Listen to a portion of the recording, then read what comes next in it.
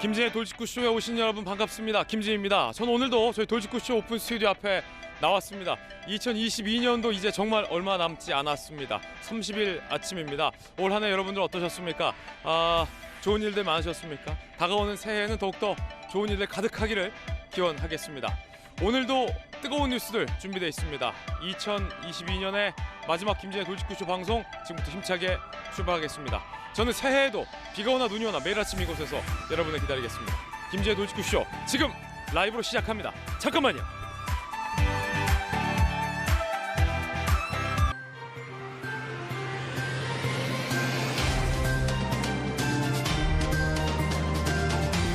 신문 읽어주는 남자입니다. 노웅래 의원의 체포 동의안이 부결된 후 폭풍이 만만치 않습니다. 민주당 결국 방탄정당이냐라는 비판이 여당과 정의당으로부터 쏟아지고 있습니다. 그런가 하면 민주당은 한동훈 장관의 혐의 누출이다라며 법무부 장관이 직접 수사 개입한 거 아니냐라는 목소리를 높이고 있습니다만 민주당의 방탄 논란과는 좀 무관해 보입니다. 잠시 후에 이야기 나눠보죠. 오늘 조간신문 4가지 키워드 준비가 되어 있습니다. 먼저 첫 번째 키워드부터 공개하겠습니다. 첫 번째 키워드는 바로 이겁니다. 달콤한 인생. 영화 제목인데요. 동아일보가 12면에 쓰고 있는데 왜 영화 달콤한 인생 이 신문 브리핑 첫 키워드로 나왔을까요? 함께 보시죠. 유동규 전 본부장이 동아일보 기자를 만나서 인터뷰를 했습니다. 김문기를 모른다라는 이재명 대표 비겁하다. 그리고 달콤한 인생 영화의 대사처럼 이재명 대표 아니 이재명 시장 나한테 왜 그랬어요? 라고 묻고 싶다 라고 밝혔습니다. 나한테 왜 그랬어요? 대장동 사업은 협잡한 건 맞다 라고 직격 인터뷰를 하고 있습니다. 물론 유동규 전 본부장의 주장입니다만 도대체 나한테 왜 그랬어요? 라는 유동규 전 본부장의 의미는 무엇인지 오늘 동아일보 단독 인터뷰 내용 잠시 후에 저희 돌직구쇼에서 집중적으로 전해드리겠습니다. 이어서 다음 키워드입니다. 두 번째 키워드는 이겁니다. 화재, 안타까운 화재 사건이 있었습니다. 정말 큰 불이 났습니다. 인명까지 앗아갔는데 경향신문 1면입니다. 제2경인고속도로 터널에서 화재가 났습니다. 5명이 숨졌고 37명이 중경상을 입었습니다. 과천 북의왕 IC 인근 방음터널 구간입니다. 사진 한번 보시죠. 정말로 시뻘건 불길과 시꺼먼 연기가 오랫동안 타올랐습니다. 폐기물 트럭에서 엔진 과열 추정되는 불이 발생했고 이게 방음터널의 이 독특한 소재와 만나서 불이 일파만파 커져버린 겁니다. 터널 안에 꼼짝없이 갇힌 수많은 운전자들은 필사의 탈출을 감행해야 했습니다만 너무 안타깝게도 5분의 소중한 생명이 숨졌습니다. 왜 이런 화재가 발생됐고 화재 현장이 얼마나 참담했는지 아비규환의 현장이었습니다. 잠시 후에 저희가 전해드리겠습니다. 이어서 다음 키워드입니다. 세 번째 키워드는 이겁니다. 48 숫자인데요. 중앙일보 12면에 쓰고 있는 이 숫자의 의미는 무엇일까요? 48 지금 공개합니다. 전자발찌 끊고 도주한 라임 전주 김봉현 해외로 망명한 거 아니냐, 밀항한 거 아니냐 뭐 이런 의혹이 제기됐는데 48일 만에 국내에서 잡혔습니다. 동탄에서 붙잡혔어요. 경기도에 있었습니다. 등잔 밑에 숨어 있었군요. 9층 아파트에서 잠옷 차림으로 붙잡혔는데 베란다 창틀 너머로 끝까지 도망가려다가 붙잡히니까 욕설까지 했다고 합니다. 검찰은 밀항 시도 여부 등을 조사할 방침입니다. 라임 사건의 주범 라임 전주가 붙잡힌 만큼 라임 사태, 옵티머스 사태에 대해서 다시 파헤칠 수 있을 것인지 주목되고 있습니다. 잠시 후에 어떻게 붙잡혔는지, 어디에 숨어 있었는지 이야기 나눠보겠습니다. 이어서 다음 키워드입니다. 네 번째 키워드는 이겁니다. 5,600 역시 숫자인데요. 5,600 꽤 큰 숫자입니다. 한국일보 5면입니다. 검찰이 서해 피격적 첩보가 5,600건이 삭제됐다라고 수사를 사실상 마무리를 했습니다. 박지원 전 국가정보원장과 서욱 전 국방부 장관을 재판에 넘겼습니다. 5,600건이 삭제됐다. 통상적 삭제가 아닌 굉장히 이례적인 삭제다. 은폐다라고 봤습니다. 박지원 전 원장은 삭제될 리가 없다라고 주장했지만 검찰 조사를 한 차례 받고 나와서 삭제가 되더라 하지만 나는 지시 안 했는데 저 왜 했을까? 라는 의미심장한 발언을 남긴 바 있습니다. 과연 이들의 혐의에 대해서 어떤 재판이 나올지도 끝까지 지켜봐야 할 것 같습니다. 지금까지 신문 읽어주는 남자였습니다.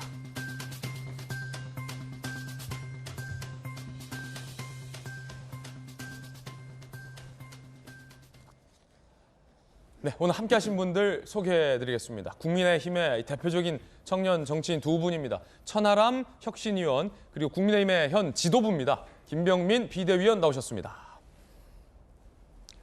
돌직구쇼의 좌장이자 서울시 정무부시장을 역임한 민주당의 김영주 의원 그리고 민주당의 대표적인 청년 정치인 동탄의 아들 전용기 의원 나왔습니다. 어서 오세요. 첫 번째 이야기 시작할 텐데 한동훈 장관이 노웅래 의원의 체포 동의안에 대해서 혐의를 설명했습니다. 결국 민주당이 대거 반대표를 던져서 부결시켰습니다. 민주당은 방탄 정당이 됐다. 어제 민주당 박용진 의원은 저희 돌직구쇼에 나와서 국민들 앞에 송구하다며 민주당은 방탄 정당이 됐다라고도 이야기한 바 있습니다. 그런데 민주당에서 한 장관의 그 발언을 문제 삼고 있습니다. 어떤 문제일까요? 첫 번째 이야기 지금 시작하겠습니다.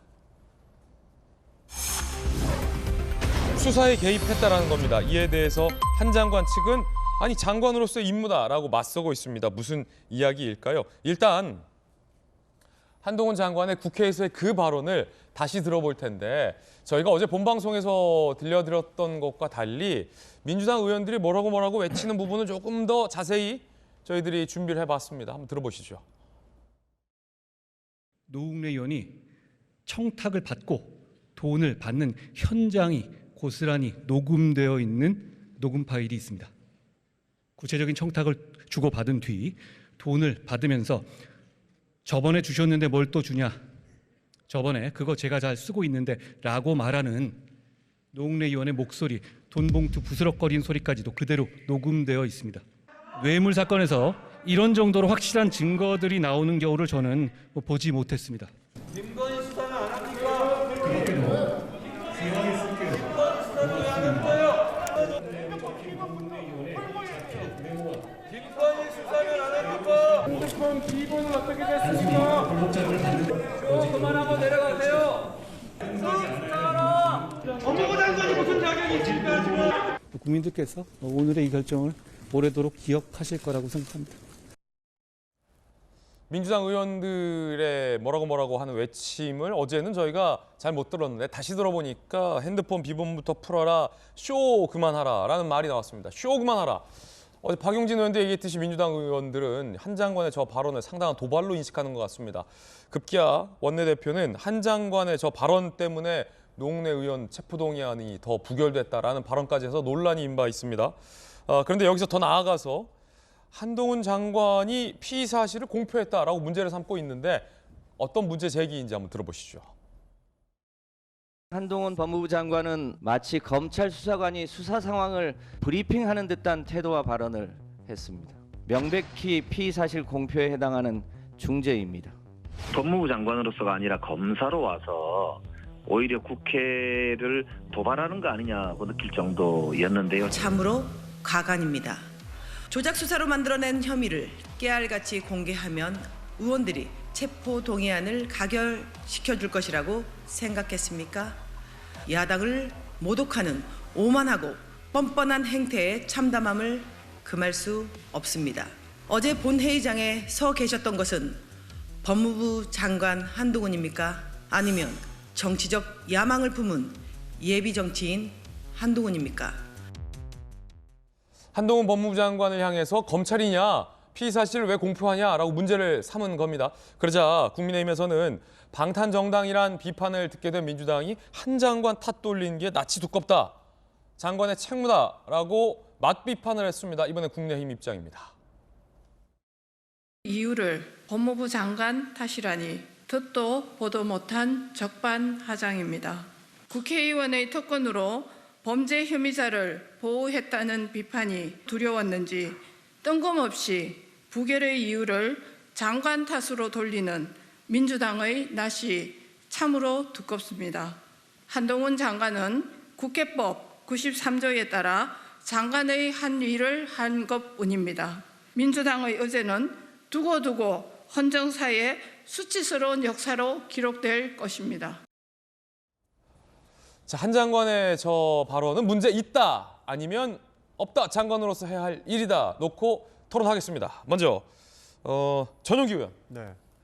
그러니까 수사 상황을 보고받지 않는다고 한동훈 장관은 직접적으로 굉장히 많은 말을 했습니다. 그러니까 뭐 김건희 여사 수사와 관련돼서 어떻게 됐냐, 그리고 국민의힘 관련된 수사 어떻게 됐냐 물어보면 한 장관은 내가 개별 사건에 개입하기를 바랐느냐 이런 식으로 항상 이야기를 해왔단 말이죠. 근데 이번에 본회의장에서 하는 이야기들을 들어보면 뭐 돈봉투가 부스럭거리는 소리가 났다. 이것처럼 명백한 증거가 있는 뇌물 사건은 없다. 이렇게 이야기하면서 본회의 표결이 마치 부결되지 못하게끔, 그리고 이 정도까지 얘기했는데 당신들이 부결하겠어? 이런 느낌까지 줄 정도로 예. 굉장히 낱낱이 이야기를 해줬거든요. 사실 여기에서 노웅래 의원이 반박을 한 게 뭐냐면 왜 증거가 있으면 나한테 한 번도 이야기를 해주지 않았고 조사 과정에서도 한 번도 알려주지 않았냐. 그리고 지금 여기 와서 의원들의 표결에 영향을 미치려고 하나하나 다 까면 나에 대한 방어권은 누가 지킬 수 있겠느냐라고 하면서 반박을 했습니다. 그러니까 한동훈 장관이 원래 기존에 다른 장관들이었다면 객관적인 사실만을 근거해서 여러 가지 증거들이 있고 본인은 부인하지만 이런 상황을 봤을 때 구속영장을 청구할 이유가 있다라는 정도의 브리핑 정도만 하는데, 한동훈 장관이 그저께 본회의장에서 보여줬던 것은 마치 이 사람은 완벽한 범죄자이기 때문에 당연히 찬성을 해서 구속을 시켜야 된다라고 이야기를 하는 것 같았습니다. 그런 측면에서 민주당에서는 반발을 안 할 수가 없었고, 예. 박홍근 원내대표가 한동훈 장관의 발언이 의원들에게 영향을 미쳤을 것이다라고 얘기했던 부분은 저는 일정 공감을 하는 게, 처음에는 의원들이 의견이 분분했습니다. 이 정도 증거가 언론에서 많이 나왔으면 실제로 우리가 방탄정당이라는 오명을 받지 않으려면 찬성을 해야 되는 것 아니냐는 의견들이 굉장히 많았었어요. 예. 이렇게 의견이 분분했었는데 한 장관이 마치 이 사람은 잘못된 사람이고 범죄자다라고 낱낱이 이야기를 하기 시작하면서 막 소리도 지르는 모습을 봤잖아요. 많이 분위기가 바뀌었습니다. 이거 진짜로 조작 수사에 의도가 있을 수 있겠다. 이렇게까지 법무부 장관이 선을 넘어오는 것이냐라고 하면서 좀 바뀌는 기류가 저도 느껴졌습니다. 그런 측면에서 한동훈 장관은 다른 법무부 장관들의 이런 체포영장 동의서를 브리핑하는 것이 굉장히 좀 부적절했다. 저희는 그렇게 봤습니다. 한동훈 문제 있다. 문제 있었습니다. 자, 그렇다면 이에 대한 반박, 천하람 변호사. 문제 전혀 없죠. 솔직히 이게 적반하장 해놓고 핑계댈 거 없으니까 핑계대는 건데요. 저는 이럴수록 민주당에서 이거 뭐 자꾸 한동훈 선거운동본부 돌리나, 뭐만 하면 자꾸 한동훈 장관 띄워줘요. 막 자꾸 일면에 내보내주는 것 같습니다. 자, 봅시다. 이 체포 동의안을 설명하는 법무부 장관의 역할이라는 거는 왜 체포가 필요한지, 범죄 혐의가 어떤 것이 있고 어떤 증거가 있는지를 설명하고 이 체포 동의안을 통과시켜달라고 설득하는 역할입니다. 예. 당연히 얘기해야죠. 기존의 법무부 장관들도 이런 혐의가 있고 이런 증거 자료가 있으니까 이 신병 처리를 해가지고 계속 수사를 진행해야 되고 기소할 필요가 있습니다라는 거 얘기를 다 했습니다. 한동훈 장관이 이걸 어떻게 보면 더 잘할 뿐이죠. 특히나 노웅래 의원 같은 경우에는 지금 이재명 대표 소환을 앞두고 방탄을 할 우려가 있다라고 했기 때문에 그 어느 때보다 체포가 필요하다라는 얘기를 더 세게 한 겁니다. 이게 뭐가 부적절합니까? 그리고 한동훈 장관이 평소에 개별 사건 보고 안 받는다라고 했다고 해서 체포 동의안 설명해야 되는데 그럼 보고 안 받고 나옵니까? 그럼 내가 체포 동의안 와가지고 국회에 브리핑해야 되는데 저 사건 내용 개별 사건은 잘 보고 안 받아서 잘 모르겠는데요. 일단 그래도 좀 통과시켜 주시죠. 아니거든요. 이 체포가 왜 필요한지를 알기 위해서 개별 사건에 대해서 충분히 보고를 받고 설명을 드려야 되는 것이고요. 그리고 이거 자꾸 이상한 얘기 하시는데 법무부 장관이 개별 사건에 대해서 보고를 받으면 안 되는 게 아닙니다. 보고는 받아도 되죠. 개입만 안 하면 되는 겁니다. 그래서 자꾸 이상하게 쟁점을 틀어서 한동훈 탓하려고 하는데요. 민주당 선거 있을 때마다 정치개혁 띄우면서 맨날 뭐라 그랬습니까? 우리 국회의원 특권 내려놓겠다, 불체포 특권 이런 거 낮추겠다 그랬거든요. 본인들 내로남불하면서 부끄러우니까 지금 한동훈 장관 핑계대고 있는 거다. 저는 그렇게 봅니다. 예, 방탄해놓고 한동훈 탓하고 있는 거다라는 천하람 변호사의 반박도 함께 전해드리고 있습니다. 법무부, 한동훈 장관이 있는 법무부는 어떻게 입장 냈을까요? 피의 사실 공표이냐 아니냐라는 걸 두고 법무부 입장이 나왔습니다. 함께 보시죠. 현행법 체계와 거리 먼 전혀 사실과 다른 거짓 주장이다. 법무부 장관 수사 지휘 여부 관계없이 70여 년간 개별 사건 보고받아와 표결 전 혐의, 증거 설득력 있게 설명하는 건 당연한 임무다라고 법무부는 반박을 했습니다. 그러자 국민의힘에서는 노웅래 의원 체포 동의안을 부결시킨 민주당을 강하게 비판했습니다. 이재명 대표 방탄 연습을 해놓고 한동훈 탓을 한다라는 겁니다. 한번 들어보시죠. 체포동의안을 군사작전하듯 부결시켰습니다. 민주당은 1년 내내 국회를 열어두고 이재명 체포동의안이 국회로 넘어올 때마다 부결시키겠다는 계산입니다. 민주당은 앞으로 노웅래 의원의 경우에 체포동의안 부결했으면 앞으로 어떤 체포동의안에 찬성할 수 있겠습니까? 참으로 고안무치한 제 식구 감사기가 아닐 수 없습니다. 민주당이 올해 방탄 말고 한 일이 도대체 무엇입니까? 거대 야당의 의석으로 방탄 민주당, 방탄 국회의 모습을 여실히 보여주며 앞으로 자신들이 갈 길을 예고한 것이나 마찬가지입니다. 자, 한동훈 탓은 뜬금없는 탓이다. 이재명 대표 방탄 예행 연습이다. 진중권 전 교수는 뭐라고 했죠? 명방위 훈련 성공적으로 수행했다라고 비판하기도 했습니다. 국민의힘 주장과 괴를 같이 하는 주장이었습니다. 김병민 비대위원은 어떻게 보십니까? 한 장관의 발언 때문에 찬성될 수도 있던 게 부결됐다. 뭐 이런 얘기도 민주당 일각에서 나오는데. 그러니까 민주당 입장에서는 누가 뭐래도 일단은 방탄 정당이 오명을 쓴 것 여기에 대해서 변명하거나 해명할 길이 없을 겁니다. 아마도 노웅래 의원에 대한 체포동의안을 두고 여러 고민이 있지 않았겠습니까? 아무래도 지난번에 있었던 내용들을 생각해 보게 되면 21대 국회 들어서 체포동의안 부결된 전례가 없거든요. 그럼 당연히 가결을 시켜야 되는데 가결을 시키자니 조금 뒤에 있게 되는 이재명 대표의 수사 상황들 진척 속도를 보건데 이재명 대표에 대해서도 그러면 여기는 가결하고 나중에 부결하는 건 앞뒤가 안 맞는 행위가 되니까 민주당의 딜레마에 빠질 수밖에 없었던 상황이 아닌가 싶습니다. 근데 여기에 떡하니 나타난 아주 좋은 하나의 변명할 수 있는 거리가 한동훈 장관이 된 게 아닌가 싶은데요. 예. 결과적으로 민주당 입장에서는 기승전 윤석열 대통령의 잘못, 기승전 김건희 여사, 그리고 마지막으로 기승전 한동훈 장관의 문제로 귀결시키는 게 늘 민주당이 해왔던 태도 아닙니까? 본인들 스스로도 명분이 없는 일이기 때문에 한동훈 장관에 대한 고리를 엮어가면서 여기에 대한 변명으로 일관하는 게 아닌가 싶은데요. 결과적으로 언제까지나 노웅래 의원에 대한 체포를 마지막까지 막아세울 수는 없을 겁니다. 그럼 언젠가는 노웅래 의원에 대해서 결과적으로 기소가 됐든 재판이 됐든 그 결과가 나오게 될 텐데 한동훈 장관이 어제 얘기했던, 엊그제 얘기했던 그 상황들처럼 돈을 주고받고 있는 녹취가 있는 그대로 있고 여기에 대한 재판부의 판단에 따라서 파렴치한 뇌물 범죄형에 대한 재판이 만약 유죄로 판결되게 된다면 민주당이 해왔던 행동들에 대해서 국민께 어떻게 설명할 수 있겠습니까? 적어도 내후년도 총선 치르기 전에는 관련된 내용들에 대한 진실 어느 정도는 규명될 가능성이 높은데 노웅래 의원을 둘러싼 민주당의 자기 방어 행위들에 대해서 국민적 평가가 뒤따르게 되는 건 이제 머지않은 시간 내에 다가올 거라고 생각합니다. 예. 자, 이에 대해서 그런데도 불구하고 민주당에선 한 장관의 발언 중에 두 가지가 특히 야당을 자극했다라고 오늘 인터뷰가 돼 있습니다. 인터뷰 기사 흥미로운데 함께 보시죠. 중앙일보 보도인데 야당 입장에서 저 두 가지 부분이 아주 자극됐다. 첫 번째, 돈봉투 부스럭 소리까지 녹음됐다. 민주당 지도부 한 의원, 아직 기소도 안 되는데 범죄자 몰아가는 발언 경악했다. 농내 아닌 이재명 타깃 연습처럼 보였다라는 주장이 나왔습니다. 이건 이재명을 타깃한 거다라는 게 이 의원의 주장입니다. 두 번째 포인트, 맹목적 진영 논리 정당 손익계산 아닌 이란 부분. 더불어민주당 초선 의원, 선출직도 아닌 한 장관, 마치 국회의원 훈계하는 태도가 불편했다.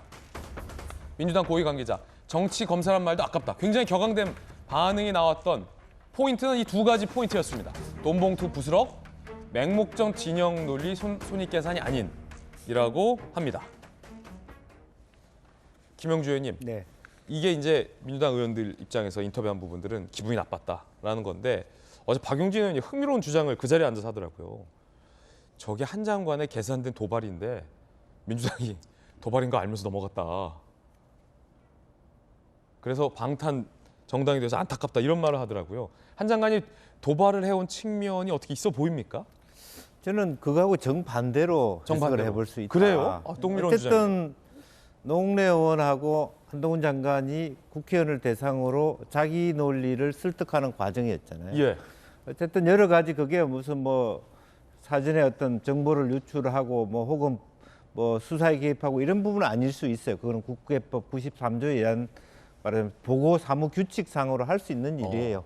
이제 그럼에도 불구하고 저런 미세한 표현들은 미세하게 영향을 미쳤다. 그러니까 이것이 그 뭐 무슨 뭐 가결될 게 부결될 정도는 아니었지만 그래서 사실은 기명 투표로 바뀌어야 돼요. 무기명 투표니까 사실은 뭐 찬성했는지 반대인지 모르고 마음대로 자기가 뭐 이러려고 했는데 이런 얘기가 나오니까 그것도 적절하지 않지만 제가 드리고 싶은 얘기는 솔직히 한동훈 장관이 맥락 지수가 떨어지는 건 사실이다. 국회라고 하는 자리에서 두 번째 건 맹목적 진영 논리에 빠져든다든지 이런 것은 자극하는 거거든 사실은.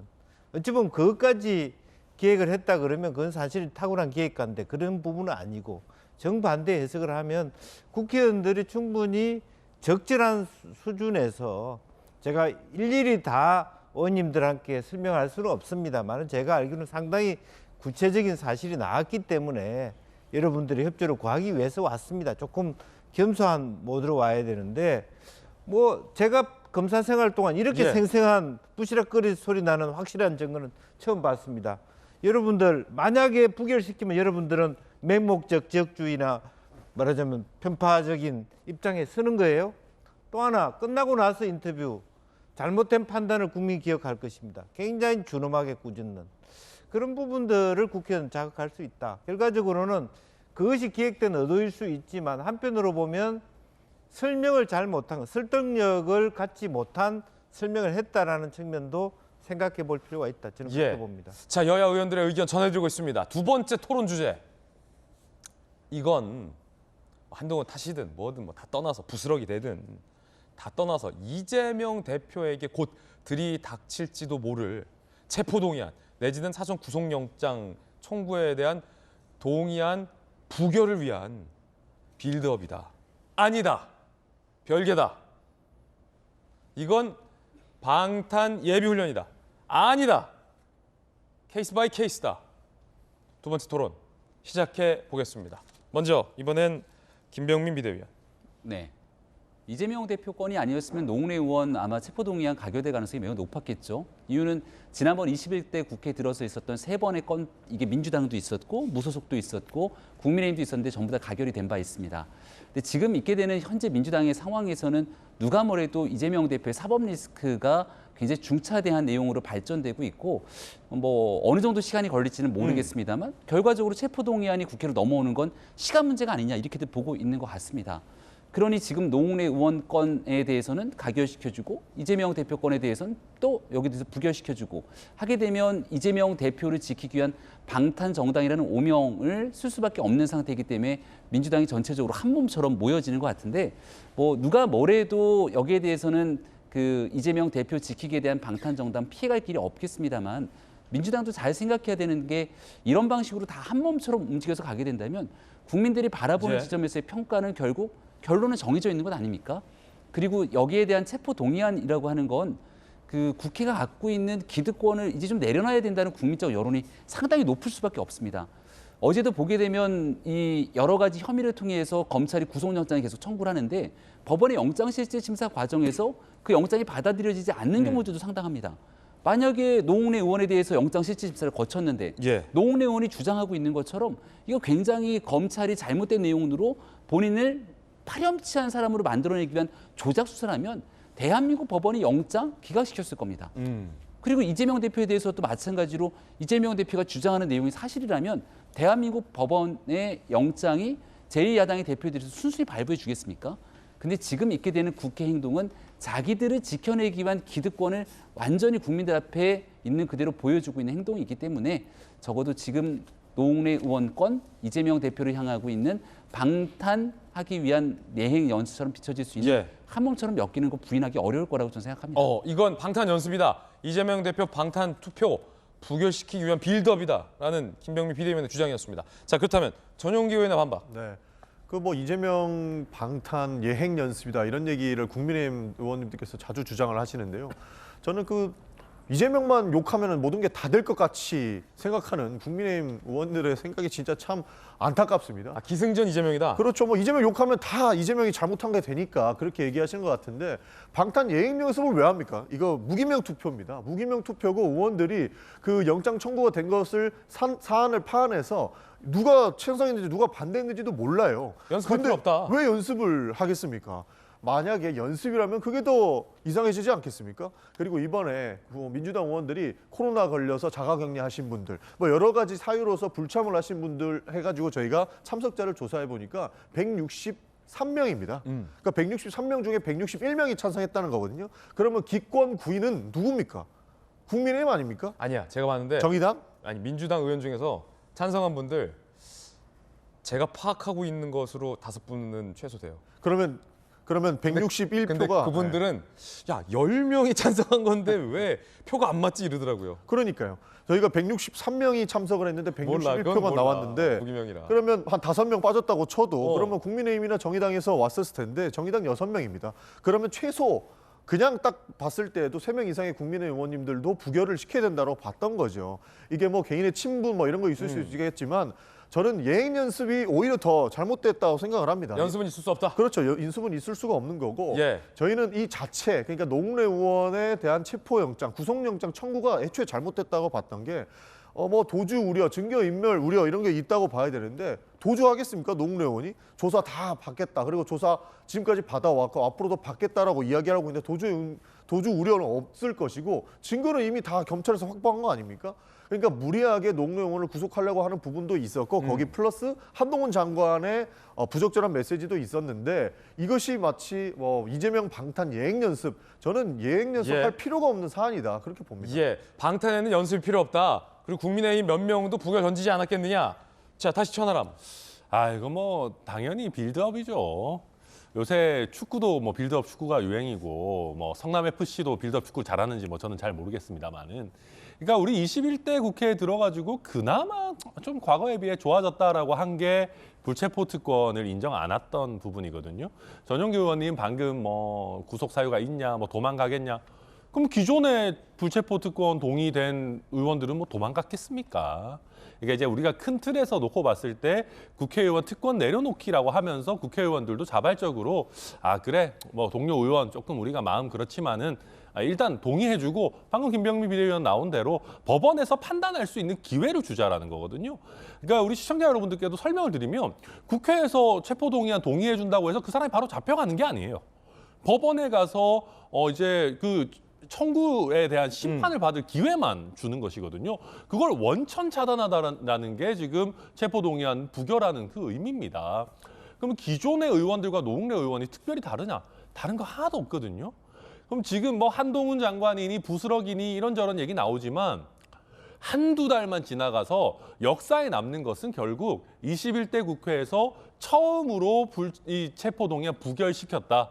결국 내로남불로 돌아갔다. 결국 특권 발휘했다. 이거밖에 안 남습니다. 과거에 비해 달라진 것은 결국은 이재명 대표가 소환을 앞두고 있다라는 사실관계밖에는 솔직히 없다 말씀드리겠습니다. 방탄은 방탄이다. 네. 라는 천하람 변호사의 주장도 들어봤습니다. 오늘 여야 간의 이견 전해드리고 있습니다. 그런가 하면 앞서 김영주 의원께서 언급하셨던 무기명 투표의 한계, 기명으로 바꿔야 된다는 주장도 해주셨는데 그 논란도 오늘 보도되고 있습니다. 어째서 체포동의안은 무기명으로 70년째 하느냐라는 논란인 거죠. 국회법 112조 때문입니다. 인사안건은 무기명 투표 표결한다. 근데 52년도에 제정이 돼서 이게 70년 묵은 법이라고 합니다. 내편 감싸기, 국민 알 권리 침해 논란. 그리고 정작 의원들도 궁금해하더라고요. 특히 이제 모 민주당 의원 같은 경우는 계산을 막 해보더니 야, 국민의힘에서 일부러 이거 우리 방탄 정당 하라고 부결 던진 거 아니야? 라는 의문을 저한테 제기하기도 하더라고요. 어쨌든 국회 관계자, 무기명 투표 보장의 소신 따라 투표할 수 있지만 현실은 노 의원 사례처럼 방탄 논란을 자초한다. 미국 의회는 모두 기명으로 투표한다고 합니다. 김영주 의원님, 이참에 기명으로 바꾸면 왜냐하면 소신 투표라는 장점 때문에 무기명을 70년 동안 유지해왔지만 지금이 뭐 군사 독재 정부도 아니고 민주주의가 꽃피운 대한민국에서 저는 대한민국 국회의원의 수준이라면 본인이 이름을 밝히더라도 떳떳하게 소신 투표할 수 있다고 보거든요. 뭐 당 지도부의 눈치 얼마 정도 보겠지만 지금 소신파들 양당에 다 있지 않습니까? 그래서 김영으로 바꾸자 이런 주장하신 거죠? 예, 김영으로 바꾸고 그게 시대의 흐름이고 어쨌든 그 누리는 자가 아닌 국민에게 봉사하는 자로 국회의원이 되기 위해서는 자기가 왜 거기에 투표했는지를 설명하고 밝힐 필요가 있다. 그런 부분을 정확하게 해야 될 것 같고요. 그래서 역으로 보면 사실은 이런 음모론도 있잖아요. 민주당이 말하자면 저와 같은 시대에 뒤떨어진 정당이라는 걸 표명하기 위해서 국민의힘의 상당수 10명 국회의원이 부결시키는데 동참할 수 있는 거죠. 그러니까 당 재적의원 민주당 의원보다 더 많은 수의 부결이 나올 수도 있는 겁니다. 역선택 같은 거군요. 예. 이제 그런 부분들이 계속 그 논란이 되고 그렇게 하는 것보다는 또 물론 차제에 이와 같은 시대에 뒤떨어진 어떤 불체포 특권 같은 건 아예 없애버려야 되겠죠. 더 말 나온 김에 하나 보면 이번 사건은 명백히 결국에는 이재명 대표가 말하자면 그러한 불체포 특권에 휩싸일 때 혹은 당의 위기를 넣을 때 훨씬 더 마이너스 되는 요소가 될 겁니다. 이재명 대표 때문에 노웅래 의원도 부결됐고 그것 이어서 두 번 다 부결시켰다라고 하는 오명을 결국 누구 때문에 이 오명이 민주당이 썼느냐. 아마 비명계는 그것을 굉장히 공격해 들어올 것이기 때문에 단순히 이게 부결됐다고 뭐 노웅래 의원이 제가 있는데도 안 잡혀갑니까? 이재명 대표가 제가 있는데도 안 잡혀갑니까? 그렇게 갖고 이걸 신중하게 다룰 이유가 없는 것이죠. 아, 그렇군요. 김영주 의원님의 의견도 들어봤습니다. 그런가 하면 민주당 일각에서는 이태원 참사의 책임 중 하나로 한 장관이 강조했던 마약 범죄 인원이 투입됐기 때문에 이태원 참사에 경찰력이 동원되지 못했다라는 주장도 있었습니다. 그런데 어제 이 대검의 마약 범죄 조직 과장이 그 연관성은 떨어진다라고 강력히 반발했습니다. 한번 들어보시죠. 이번 12구 참사 직후에 방송에서 김어준 씨와 더불어민주당 의원이 이번 참사의 원인을 두고 검찰이 마약 수사에 우선순위를 뒀기 때문이라는 이상한 주장을 펴봅니다. 경찰의 마약 수사에 대해서 지휘합니까? 수사지휘제도 폐지돼서 못하고 있습니다. 검찰이 그날 마약 단속했습니까? 참사 당시 이태원 일대에서 검찰은 마약 수사 활동을 한 사실이 없습니다. 그러면 그날 경찰이 마약 단속하는 데에 대해서 검찰이 수사지휘한 적이 있습니까? 지휘한 적 없습니다. 자, 한동훈 탓이다 아니다와 관련된 이야기 전해드렸습니다. 여러분들은 어떻게 생각하십니까? 이번엔 저희가 준비한 두 번째 이야기 시작하겠습니다. 유동규 전 본부장이 동아일보와의 단독 인터뷰에서 영화의 한 대사를 인용했습니다. 도대체 나한테 왜 그랬어요? 이병헌 씨가 한 대사인가요? 아닌가요? 맞죠. 도대체 나한테 왜 이랬어요? 유동규 전 본부장이 영화의 대사를 외친 이유는 무엇일까요? 주제 공개합니다. 나한테 왜 그랬어요? 이재명 이겁니다. 일단 이 이야기 전에 이재명 대표가 어제 이런 얘기를 했어요. 검찰을 어떻게 제재할 수 있을지. 검찰을 제재한다. 조작 수사를 한 검찰을 어떻게 제재할 수 있을지 논의를 하자라는 이야기를 꺼내 들었습니다. 지금까지 이런 내용은 없었는데 이 대표의 어제 이야기 들어보시죠. 윤석열 정권의 검찰이 민주주의를 파기하는 도구로 전락했습니다. 공정성을 완전히 상실한 정권의 폭주에 결연히 맞서야 합니다.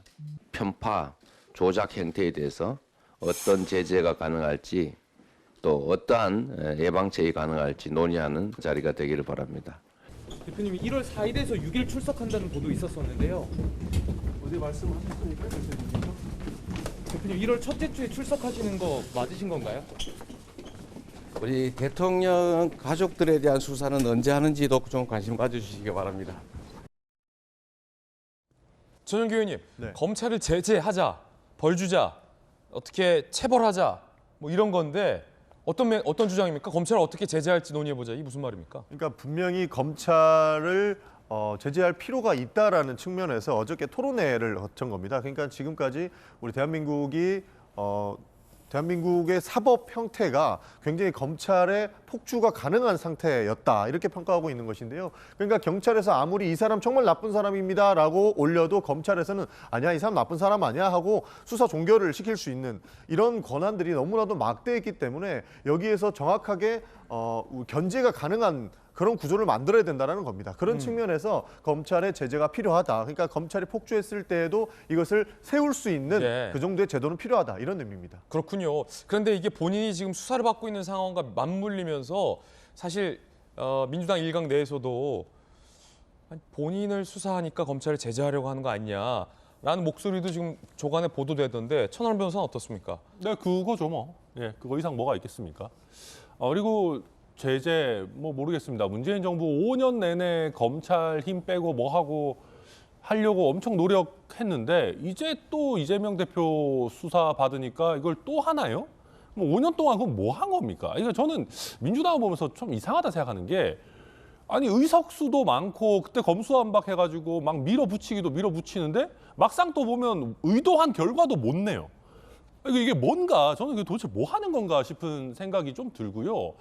그리고 지금 뭐 전용기 의원 말씀하셨지만 이게 불기소 권한이라든지 아니면 뭐 좀 부당한 기소라든지 이런 거에 대해서 제도적으로 좀 이렇게 체크하는 부분들이 있습니다. 예를 들면 불기소한다 그러면 법원에다가 기소 여부 판단해달라고 하는 제도가 있고 무리한 기소를 하게 되면 당연히 법원에서 무죄 판결이 나오게 되는 것이겠죠.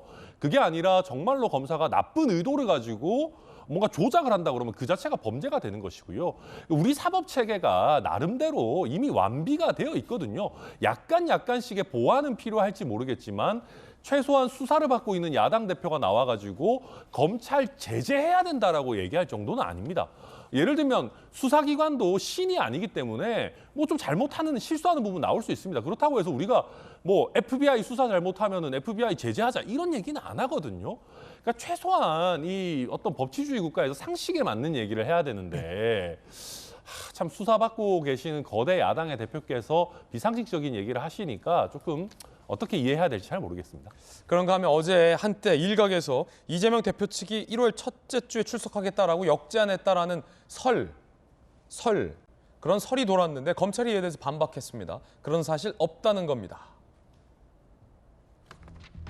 수원지검 성남지청 이재명 대표 측이 지난 28일 출석 어렵다고 해서 그 다음 주 제안했다. 신년 행사 등으로 불가능하다며 1월 둘째 주는 닷새 모두 가능하다는 답변을 받았다. 10월에서 12일 중 출석 요청하고 답변을 기다리는 중이다. 출석 일정 역제안 사실 아니다. 둘째 주에 답변이 아직 안 왔다라는 겁니다. 아직 이 대표는 언제 출석할지 답변을 주지 않았다라는 것으로 보입니다. 그런가 하면 앞서 저희들이 예고해드렸듯이 유동규 전 본부장이 저희 동아일보와 단독으로 인터뷰를 했는데요. 영화의 한 대사를 인용했습니다. 나한테 도대체 왜 그랬어요? 의미가 뭘까요? 이재명 나한테 왜 그랬나? 유동규 작심 발언. 동아일보 유동규 전 본부장입니다. 시민을 이롭게 하겠다는 이재명 대표 믿고 돈이라도 마련해 주려고 했던 것. 영화 대사처럼 이 대표를 만나면 나한테 왜 그랬어요? 라고 묻고 싶다라고 인터뷰를 했습니다. 나한테 왜 그랬어요? 대장동 사업은 협잡 맞다. 당시 성남시 모든 개발 사업은 이 대표를 통하고 있었다. 김문기 모른다는 발언에 진술하기로 결심했다. 김문기, 대장동 문제된 이 대표 위에 Q&A 만들 만큼 헌신적인 사람이었다. 이재명, 그렇게 비겁한 사람인지 그때 알았다. 뒤늦게 알았다라는 겁니다. 김병민 비대위원님. 네. 영화 달콤한 인생 매우 유명한 영화잖아요. 맞습니다. 이병헌 씨 나오고 김영철 씨 나오고 김영철 씨 나오고. 네. 그러니까 뭔가 이 조직의 수장에게 느낀 배신감을 이제 주인공이 이병헌 씨가 토로하며 억울함. 도대체 나한테 왜 그랬어요? 그 대사가 유동규 씨가 언급한 그 대사잖아요. 그 뒤에 대사 더 유명하죠. 어떤 거요? 넌 내게 모욕감을 줬어. 아, 김영철 씨가. 네. 그래서 너한테 그렇게 괴롭힌 거다. 넌 내게 모욕감을 줬어. 그 모욕감을 줄 수 있었죠. 남욱한테 받은 돈을 배달사고 내지 않았습니까? 그 돈이 뭐 이재명 대표 대선 자금으로 쓰였다는 게 이들의 입장, 주장이기 때문에 이재명 대표는 부인하고 있지만 이재명 대표가 만약 그 내용들이 사실이라면 대선 자금으로 쓰여야 될 돈을 중간에 배달사고를 내고 그 돈을 엉뚱한 데 썼으면 모욕감을 줄 수도 있었겠구나 이런 생각이 들기도 합니다. 무튼 어쨌거나 유동규 씨는 관련된 내용들을 하나둘씩 본인이 아는 선에서 얘기를 하고 있고 본인은 선이고 이재명 대표가 악이다 이렇게 주장하는 것도 아니에요. 나는 이미 빌런이다. 내가 지은 죄에 대해서는 국민들 앞에 지은 죄값을 받겠는데 여기에 대해서 이재명 대표를 비롯한 사람들이 잘못한 게 있는데 아니라고 떳떳하게 우기는 것에 대해서 정말 어떻게 참을 바를 몰라 하는 거 아닙니까? 이재명 대표에 대한 믿음, 헌신 이런 걸 얘기하는 대표적인 케이스 중에 하나가 이재명 대표를 지켜주려고 정진상 실장이 휴대전화 버리라고 하니까 휴대전화도 버리고 예. 김용 부원장이 얘기해서 쓰레기라도 먹고 있으라고 하니까 여기에 대해서 본인이 어떻게든 배탈 나서 병원에 가기 위한 노력들을 했던 것이고 근데 그런 심정을 겪고 유동규 전 본부장이 지나고 생각해 보니까 그런데 나한테 했던 내용들을 보면서 나한테 그때 왜 그랬어요? 라는 질문이 툭하니 나올 수밖에 없는 상황이 아니었을까 싶고 사실 이 내용은 유동규 전 본부장보다도 김문기 전 처장이 유족이 하고 있는 그 정말 피토하는 심정의 마음들을 생각해 보게 되면 이재명 대표한테 물을 수밖에 없는 것 아니겠습니까? 도대체 왜 모른다고 그랬습니까? 뭐 이런 일들이 복합적으로 유동규 전 본부장에게 심리적으로 지금 하고 있는 많은 언급들에게 다 작용된 것이 아닌가 생각합니다. 영화 달콤한 인생의 그 대목도 준비되어 있습니다. 유동규 씨의 이야기도 함께 들어보시죠.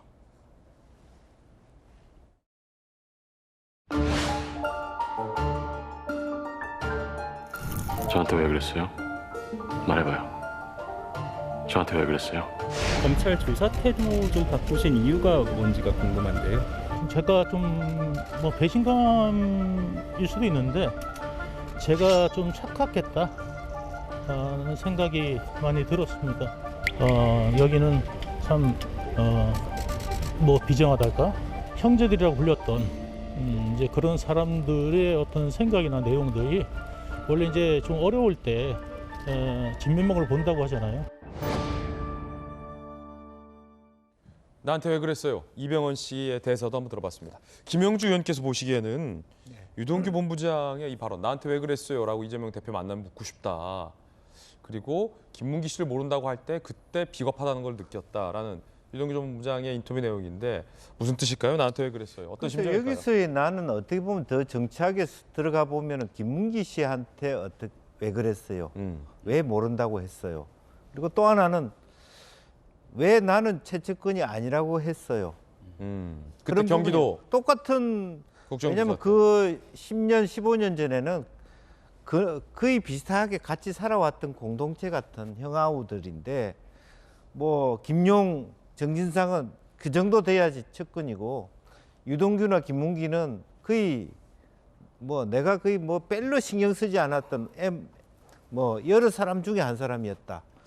나는 그렇게 유동규라는 사람의 인생은 이재명을 위해서 살아온 인생이었는데 결과적으로 눈을 뜨고 보니까 사실은 잊혀지고 존재감도 없고 머릿속에 이재명의 머릿속에 없구나.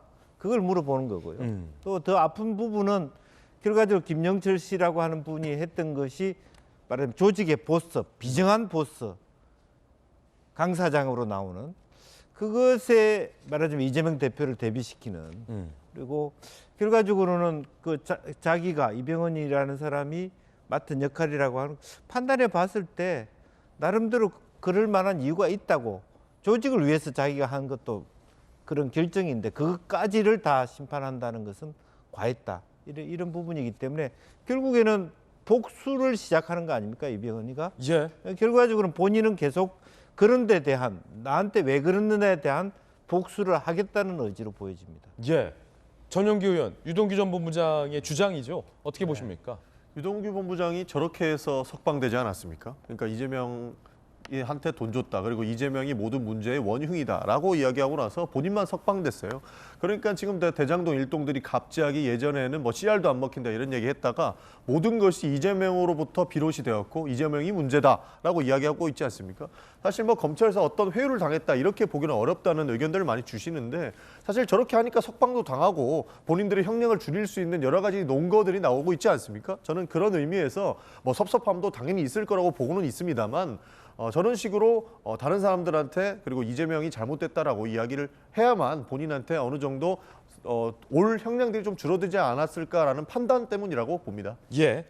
그런가 하면 두산건설이 성남FC에 건넨 이 거액의 돈, 후원금, 이 후원의 목적에 대해서 두산 측은 기업 홍보하려고 후원금을 냈다라고 주장을 하고 있는데 유동규 전 본부장이 홍보가 목적이라는 이 주장에 대해서 웃긴다라고 비판했습니다. 뭐가 웃기다는 건지.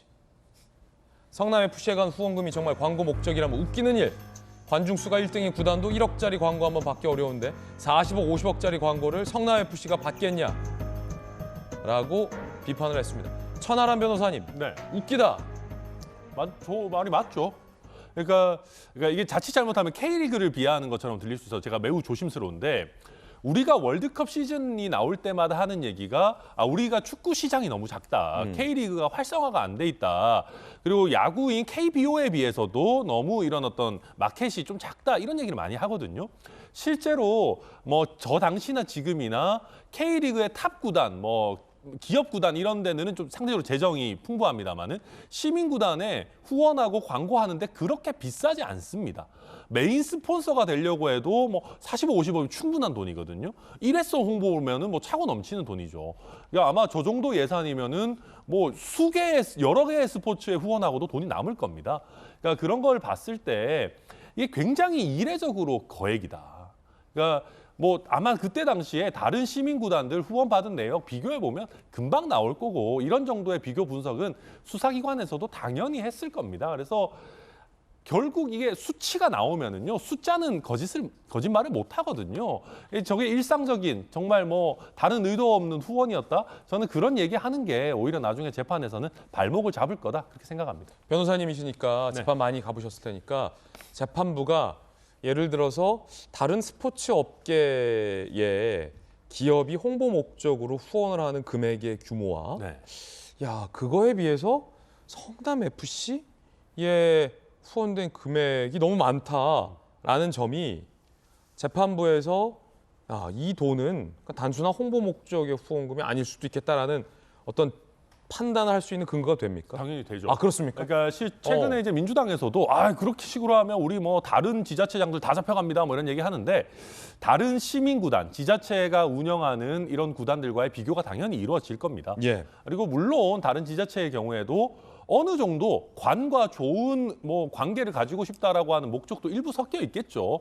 그럼에도 불구하고 이 지금 성남FC 사건에서 얘기하는 정도의 아주 구체적인 인허가 대가 관계 같은 것들이 있느냐, 그리고 액수 자체가 다른 지자체들의 경우에 비해서 너무 과도하지 않느냐, 이런 부분은 당연히 비교 분석이 될 겁니다.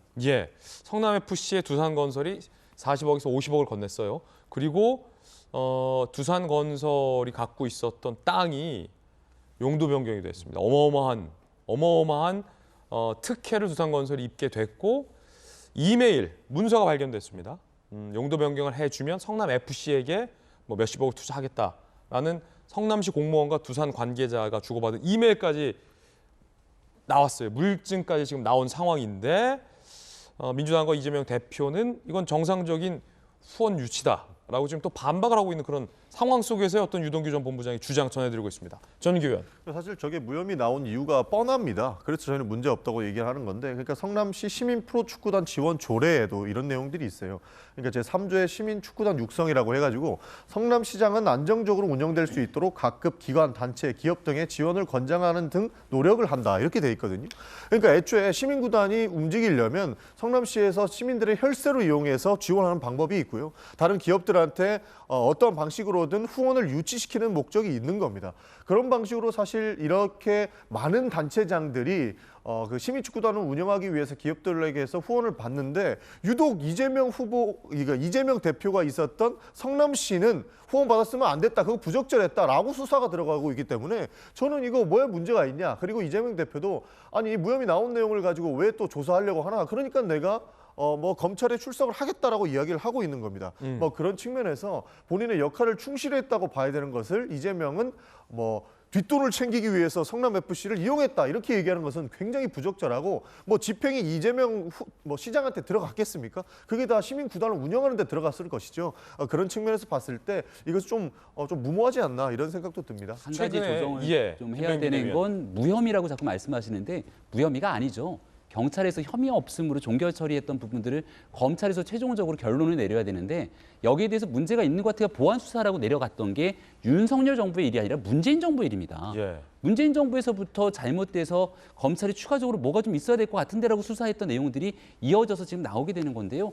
그렇다면 지금 이 상황에서 만약 나오게 되는 이재명 대표를 향한 성남FC 등에 대한 문제가 밝혀지게 된다면 오히려 그동안 수사를 뭉갰던 경찰에 대해서 문제가 제기될 수밖에 없는 것이고 그 검찰이 이거 좀 다시 보완 수사하라라고 명령을 내린 게 문재인 정부 때 문재인 정부 때 일입니다. 이게 올해 3월 9일에 대통령 선거가 치러지지 않았습니까? 그 이전에 나왔던 일들이기 때문에 이걸 윤석열 정부 들어서 있는 걸 다 엎어갖고서는 무혐의로 검찰이 다 끝낸 사건들을 문재인 정부 때는 그런 일들이 좀 있었습니다.